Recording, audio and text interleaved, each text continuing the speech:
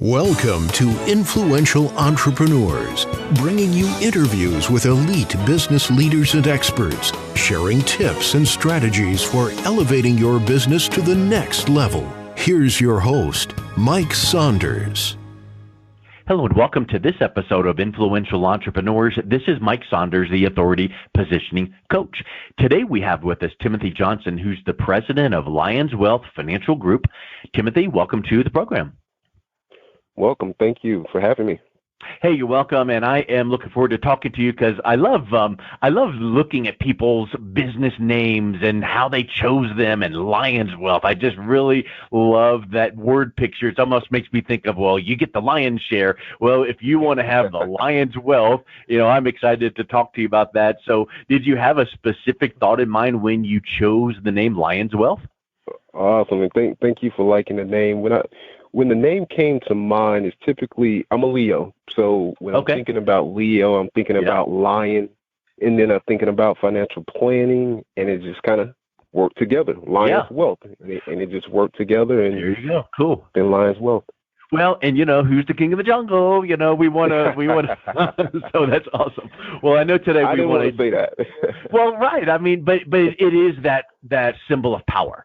You didn't name it, like Bunny Rabbit's Financial. So it's a symbol of power, and that's really strong. So I really do like it. I love your website and the logo. So that's really cool. So I want to dive into how people should be addressing their wealth, their financial future as it relates to Social Security. And I feel that so many times people either or definitely put off planning for retirement till the future. And then all of a sudden it's like, oh, I guess I better do that now that I'm, a month and a half away from needing to retire. And they should have started a long time ago. But one of those factors is understanding the many nuances of Social Security. So what are some of the ways you work with your clients on helping them to maximize Social Security income?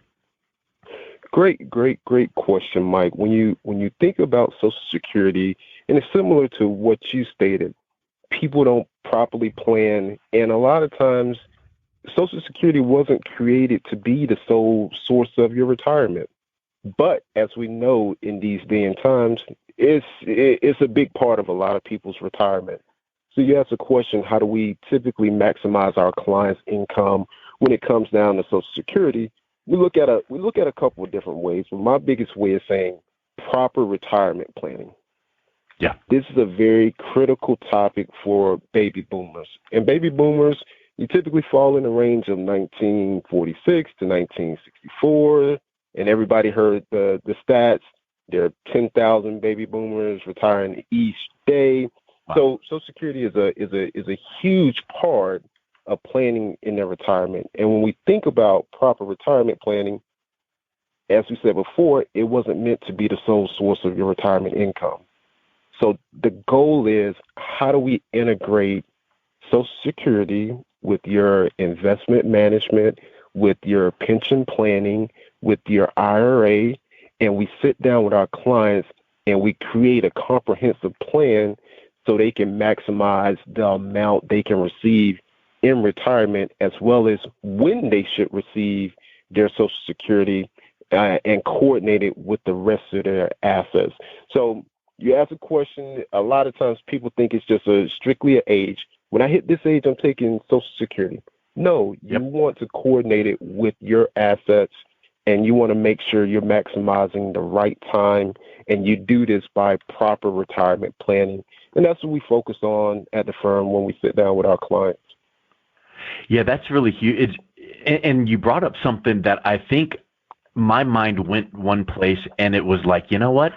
This is so obvious, but it just struck me that I'll bet there's a huge percentage of people out there that in their mind, they think that when I'm done working and I quote unquote retire, then here comes my Social Security and that's all I need to worry about. But in reality, Social Security is just a portion, a part of a proper retirement plan. You should have a lot more things going than just hanging your hat on Social Security. So because of that, it is such an important thing to make sure you have polished up and made all the right decisions on, making these choices, because it's not the same for everybody, right? I mean, I think a lot of people realize that, oh, well, you can claim Social Security early, you can put it off. But what are some of those aspects where if you do claim early, but before a certain age, is that possible, and is it even a good thing? That's correct, Mike. When you really think about it, I want to break down. There's three phases of retirement, right? When it comes down to Social Security, there's early, there's full, and there's late. Okay. And all of those are associated with a certain age. So early is age 62, full, you're going to fall somewhere in between age 65 to 67, and late, wow, you're waiting all the way until age 70 at that point. Now, I want to give a quick fact to the listeners. You may see on your Social Security statements the term PIA. This is just for a quick fact. This is your primary insurance amount. This is pretty much your benefit amount. This is the check that you will receive. This is the amount of the benefit you will receive from Social Security. And you ask the question: is there pros? There's cons. What's the benefit of taking it earlier? And is there a con of taking it early? Yeah. When it comes down to it, I'll start with the cons. A con is you'll permanently reduce the amount that you'll receive. When it comes down to Social Security, the longer you wait, the more you make. The longer you wait, the more you make. So if you take it early, you can permanently reduce the amount that you can make when it comes down to Social Security at that point. A second con is your cost of living adjustments are lower. If you take it early, they can your step ups when inflation and we know it's not a lot of raises when it comes down to Social Security as we speak right now, but starting early permanently reduces that amount for you. And then the third con is typically by the time you hit 62, if you want to take it early, a lot of people are still working. Yeah. So if you're still working and you take Social Security, you can be penalized and have your Social Security taxed at that point. So now it's almost like a double whammy. You're paying into it with being taxed, and then when you take it out, you get being taxed. So a lot of times taking it early can have a negative effect when it comes down to the long-term outcome. Now, you might be thinking, hey, I'm still working, but if I can get it, I'm going to get it because it'll help supplement my income. You might be thinking that, times are tough, so let's supplement my income. But those cons you just mentioned are pretty powerful. And the last one, to me, really stuck out where it's like you're going to be paying into Social Security because you're still working. And then if you make over a certain amount through your job, you're going to be taxed on different Social Security that you're getting. So you might need to look really hard at that. That's a really strong consideration. And that's why it's important to sit down with the professional that understands, hey, you may be taxed here. You may not be taxed here. What's the benefit? What's the pros, the cons? Now, we'll go over some of the pros. And some of the pros can easily outweigh the cons. One of the pros, you need it now. You may be in a situation where you definitely need that supplemental income. And if you're at a point where your finances and if you're in your life where you need the income, hey, take it. It's there for you. You paid into it. Take it. You know it's going to come with, hey, I may not get any kind of step ups, but if I need the income, it's there for me. Yeah. The second one, you may just want the money. You may utilize it to take your trips, purchase family gifts. You may just want the money, but that's not always a great reason, but it's a reason. Yeah. And the third pro is something that people don't really like to talk about, but it's health-wise. Sure. A lot of times, if your health is poor, or you don't have the situation where you may not make it to life expectancy, so to say, or may not have a long life, or you may have some health conditions, by all means, take it as early as possible, because you want to make sure you can benefit from the amount that you paid in, even though it's not a 1-to-1 ratio. You want to make sure you can benefit from that, especially if you have some health ailments that may cause you not to have a longer life expectancy. Yeah. So, for sure. So those are some of the pros. Those are some of the cons. Can you take it early? Yes, but I will always say sit down with a professional and get an understanding of the pros and the cons of taking it early. As it applies to your situation, because everybody's different. You know, one of the other options you gave was late. And to me, you know how people say a word and it's like, what's the first thing you think of when you hear whatever? And late, I feel like, oh, you're late on assignments or late on a payment. And I like to think of it as like delayed. What if I delay claiming? You know, I don't want to take it early. So talk a little bit about some of the benefits of delaying, if you can, if you've got health, if you've got the financial wherewithal that you can put it off. What are some of the benefits to kind of scooting that out and delaying it a bit? Great question. Interesting concept, Mike. When you think about delaying your claim, so for the listener, delaying claim, as Mike said, is going past your full date or falling into your full date and your late date. So anywhere typically in between 65 to 70. But if you're going with the late status, let's say we're basing it on 70, you receive additional credits and you receive additional funds. As I said before, the longer you wait, the more you make. So the longer you can wait and hold off, you'll receive more income when it comes down to the Social Security. And then the longer you wait, if you reach your full retirement age, you can still work at that point and you won't be penalized for working and you can have your Social Security. It's almost like having your cake and eating it too. If you're working and you're receiving your Social Security, that's some of the benefits of delaying, because Social Security Administration gives you delayed retirement credits. So as long as you wait, the longer you wait, the more you can make. Yeah, and I think that, again, getting with someone to like yourself to say, okay, we've already established the fact that due to certain circumstances, you can wait and delay. Here's what that would look like. If you waited this many years, here's what it would be. So it's a very specific calculation, and it is something that I feel like people just must realize. Like you said, it's do you want to claim early, late? It makes me think of something too. It's like, well, I'll just claim now and then change it up later. You know, if my situation changes, I'll just swap it out because I can always change things, right? But I hear that you can't really make decisions like that with Social Security. It's like one and done. Yeah, it's a one and done. It's irrevocable. So you can't just say, hey, I want to take it at 62 and then wait, let me change my mind. I'll take it at 66. It's irrevocable now. It used to be a way you could kind of move around in the system, but now it's irrevocable. So when you make that decision, it's permanent. So you want to make sure you're making the correct decision, especially taking all the factors into account, and looking at your health, looking at your finances, looking at the need, and making sure you make the correct decision when it comes down to it. We asked earlier about delaying it. That's one of the benefits. You receive more funds. And when you think about delaying and you think about the fact that it could be irrevocable, you have to think about it like a test. You can make 100% on your test, but if you go a little bit longer, you get extra credit.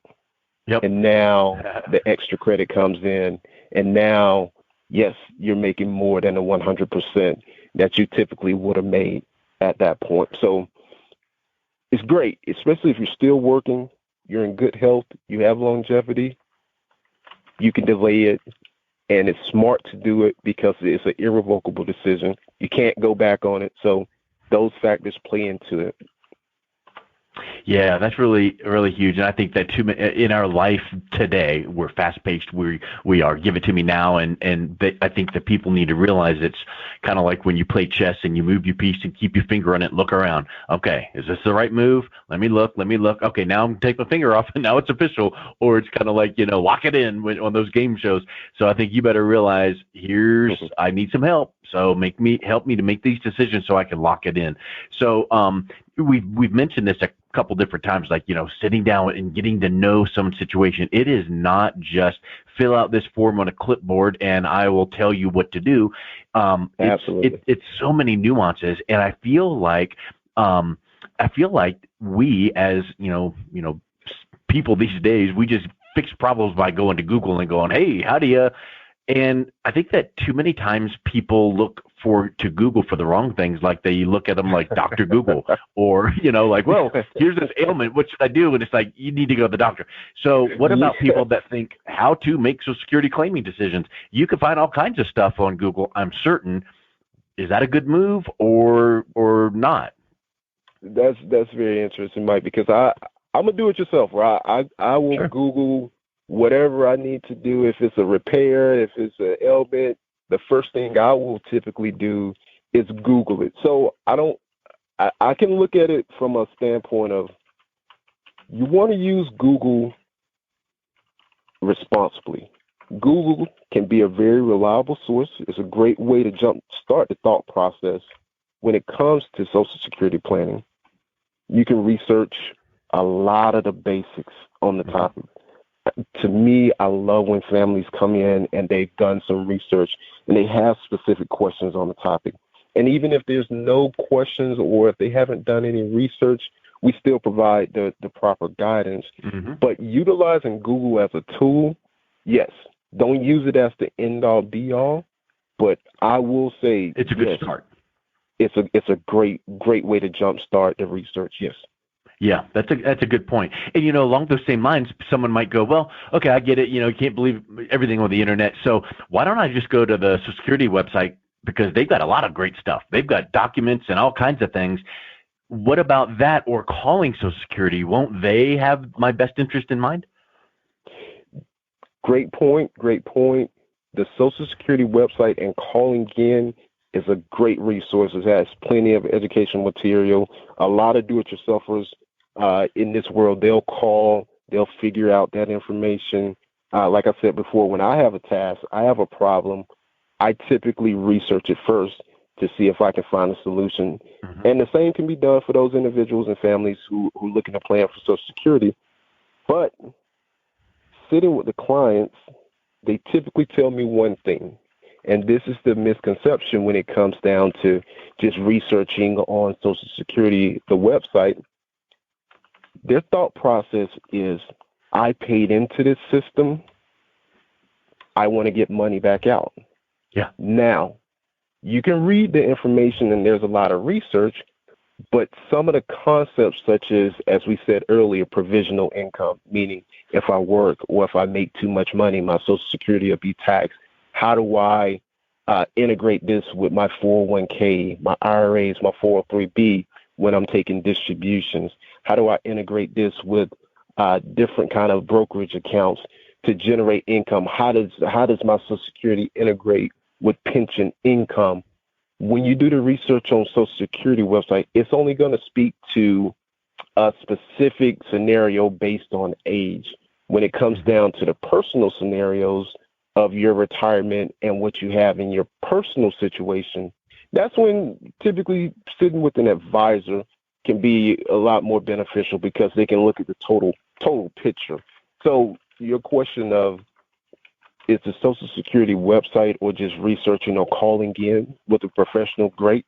Yes, they can give you your numbers. They'll give you your numbers, but they can't tell you about your personal situation. They don't know your health. That's a big thing. Mm-hmm.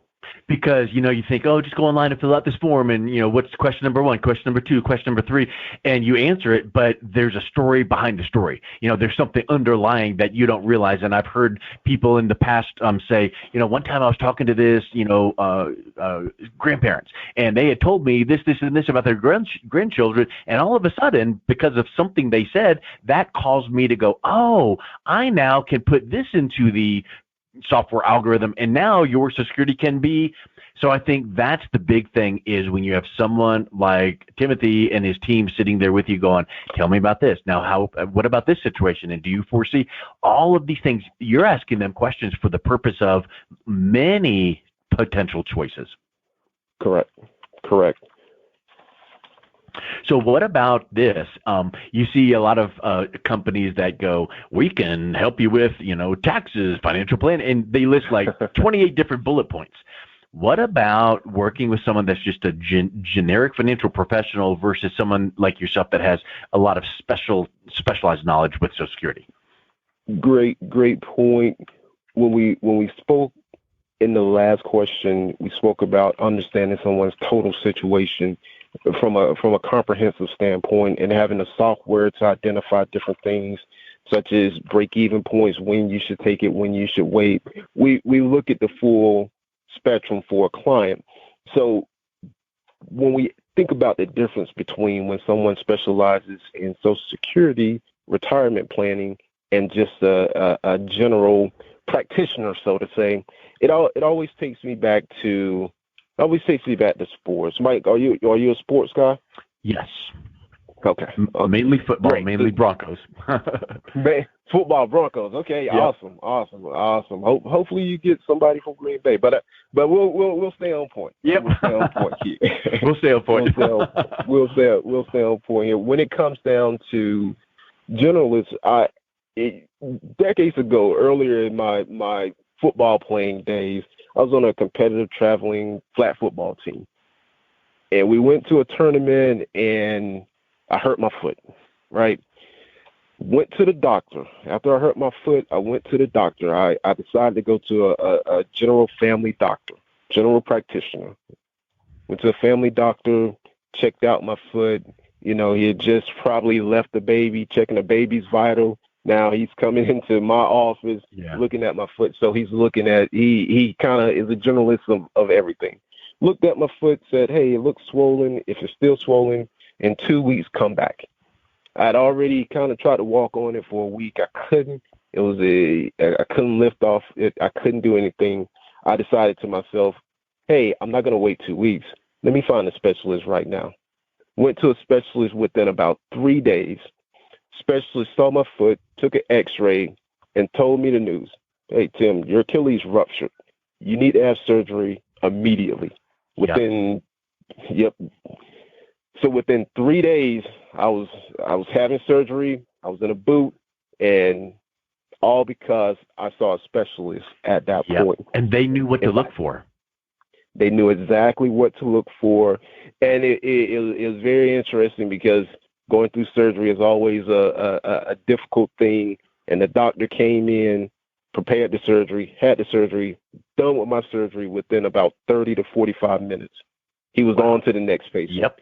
And I say all that to say a generalist can just look at something from a 30,000-foot view. Yes. They may see your finances and say, hey, you have Social Security, you have this, but they don't know how to integrate your finances and know your personal situations. When you're dealing with a specialist, we know how to get down to, as they say, the nitty-gritty, or get down into the weed of things to understand all the moving parts, to make sure our clients are taken care of. And I love sitting down with my clients and sharing different stories with them, and they share their stories with me, and every situation becomes personal. So we understand, as a specialist, we understand their situations personally, and we actually are able to move forward and create comprehensive plans based on specialized services. Excellent. Well, Tim, it's just been a real pleasure talking with you about these really vital topics. Thank you for coming on. Let's wrap up with what's the best way people can reach out and learn more about Lionswealth Financial Group. Absolutely. If you ever want to reach me, it's Lionswealth. If you come to my website, it's Lionswealthfinancialgroup.com. You'll see a lot of great information, educational information regarding retirement, Social Security, insurance, different things at that point. And you can find me there, and you can reach out, and all my contact information there, and you can reach me directly. Sounds great. Thank you so much for coming on, Tim. It's been a pleasure having you. Not a problem. Thank you, Mike. You've been listening to Influential Entrepreneurs with Mike Saunders. To learn more about the resources mentioned on today's show or listen to past episodes, visit www.influentialentrepreneursradio.com.